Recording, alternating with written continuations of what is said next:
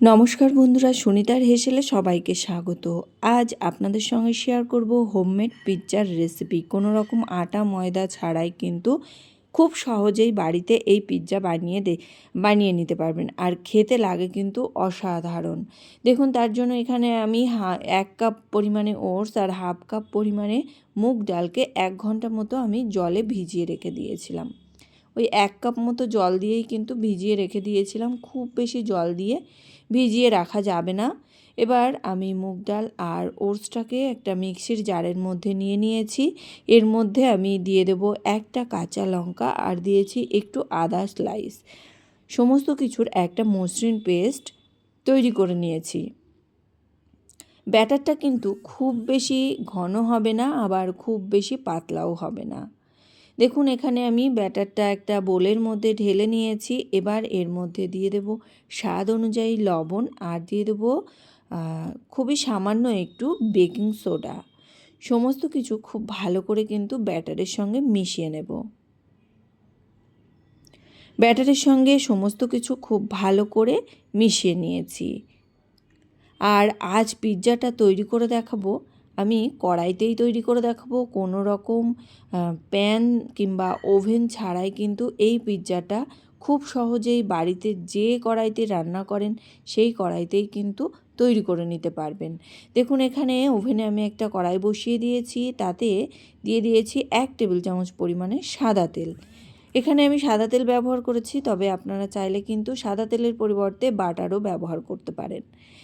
খুব ভালো করে একটু চারিদিকে ছড়িয়ে দিয়েছি তেলটাকে। এবার গ্যাসের আঁচটা একদম লোতে রেখেই কিন্তু এর মধ্যে আমি 2 হাতা ব্যাটার দিয়ে দিয়েছি। খুব ভালো করে ব্যাটারটাকে একটু ছড়িয়ে দিতে হবে। দেখুন, এখানে ব্যাটারটাকে চারিদিকে একটু স্প্রেড করে দিয়েছি। এবার এই ব্যাটারটাকে আমি ঢাকা দিয়ে রেখে দেব। ওই প্রায় 5 মিনিটের মতো আমি ঢাকা দিয়ে রেখে দিয়েছিলাম। খুব ভালো করে দেখুন ছড়িয়ে দিয়েছি। খুব বেশি পুরু করব না, আবার খুব বেশি কিন্তু পাতলাও হবে না। এটাকে খুব ভালো করে ছড়িয়ে দেওয়ার পরে এবার আমি ঢাকা দিয়ে রেখে দেব।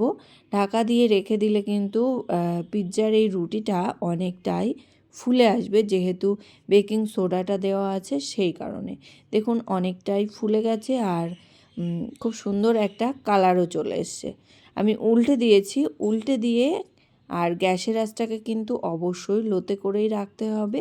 কোনো মতেই কিন্তু গ্যাসের আঁচটাকে হাইতে করা যাবে না। এবার এই পিৎজার রুটির উপরে আমি একটু টমেটো সস লাগিয়ে দিয়েছি।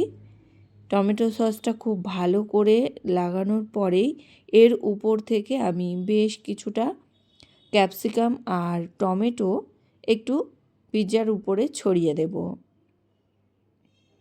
যেভাবে পিৎজাটা রেডি করে সেইভাবেই কিন্তু আমি এখানে পিৎজাটা রেডি করে নিচ্ছি। খুব ভালো করে টমেটো আর ক্যাপসিকামটাকে কিন্তু প্রথমেই দিয়ে দিয়েছি। এবার এর উপর থেকে আমি বেশ কিছুটা পরিমাণে একটু ছোট টুকরো করে নিয়েছিলাম পনির, সেই পনিরটাকেও কিন্তু ছড়িয়ে দেব। আমি এখানে পেঁয়াজের ব্যবহারটা করিনি, তবে আপনারা চাইলে কিন্তু এখানে পেঁয়াজের ব্যবহারটা করতে পারেন, আর সুইট কর্নের ব্যবহারটাও কিন্তু করতে পারেন। এখানে আমার সুইট কর্নটা ছিল না, সে কারণে আমি সুইট কর্নটা দেইনি, আর আমি পেঁয়াজটা এমনিতেই ইচ্ছা করেই দেইনি। এবার সমস্ত কিছু দেওয়ার পরেই এখানে উপর থেকে আমি একটু চিজ একটু গ্রেট করে ছড়িয়ে দিয়েছি। খুব ভালো করে কিন্তু চিজটাকে ছড়িয়ে দিয়েছি। এবার উপর থেকে একটু অরিগানো আর একটু চিলি ফ্লেক্স ছড়িয়ে দেব। দেখুন, একটু খুবই সামান্য পরিমাণেই আমি এখানে ব্যবহার করেছি, আর উপর থেকে একটু চিলি ফ্লেক্সও কিন্তু ছড়িয়ে দিয়েছি। এবার ঢাকা দিয়ে রেখে দেব আবারও কিন্তু 5 মিনিটের জন্য।